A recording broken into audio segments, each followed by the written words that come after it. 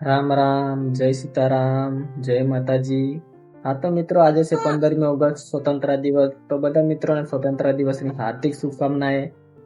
આજે અમારી વાડીનો લીલો નજારો જોઈ લઈએ મિત્રો. આજે વિડીયો હું બનાવીશ સીધો ધાબા પરથી. તમને બતાવીશ કે મારી વાડી કેટલી સુંદર છે અને કેટલી મસ્ત હરિયાળી દેખાય છે. તો હું સીધો હવે ધાબા પર જઈને વિડીયો બનાવું. હા તો મિત્રો, આજે એક વાત પણ એવી કહેવા જઈ રહ્યો છું. તમે વિડીયો એન્ડ સુધી જોજો, તમને મજા આવશે.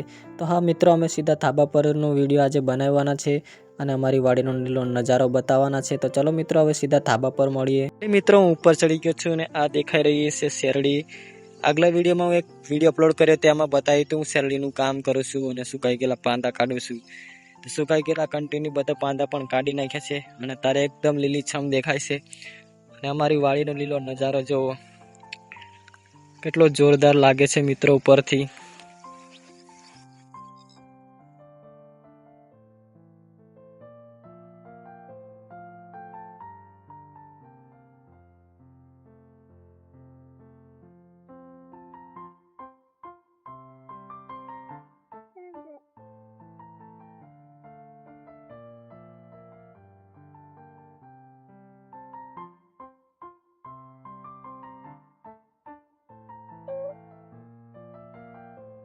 હા તો મિત્રો, આ છે અમારી વાડી. આ મારે રહેવાનું છે. કેટલું સુંદર હરિયાળી દેખાય છે, શેરડી ને બધું લીલું ઘાસ અને જોરદાર, અને એનો નજારો કંઈક આવી રીતે દેખાય છે મિત્રો.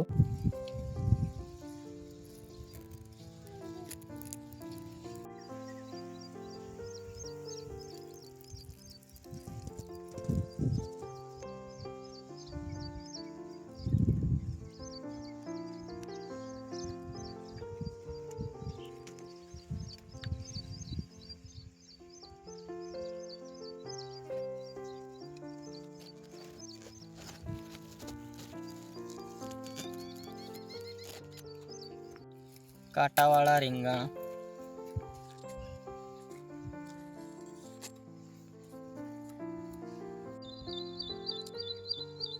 ઘીહોડાનો વેલો, ચાંદેલાની ભાજી, મારો નાનો છોકરો.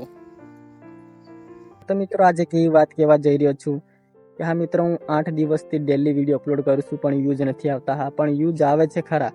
20-15 જણ તો જોવે છે મને, બસ એટલું મને બહુ ગમે છે. કન્ટિન્યુ વિડીયો આવશે મારા મિત્રો, અને રેસીપીના પણ વિડીયો હું બનાવવાનો છું. અત્યારે મારા ખેતરમાં શાકભાજીથી નથી, અને શાકભાજી થશે લીલી એકદમ જોરદાર. તો ડેલી રેસીપીના વિડીયો આવશે મિત્રો. આજે આટલો જ વિડીયો બનાવીશ. બસ આટલી જ વાત કહેવા માંગતો હતો કે આ વ્યૂઝ આવે કે ના આવે મિત્રો, પણ મારો વિડીયો ડેલી આવશે. તમે વિડીયો જોવાનું ભૂલતા નહીં. તો મળશું. તો બધા મિત્રોને જય હિન્દ, જય ભારત.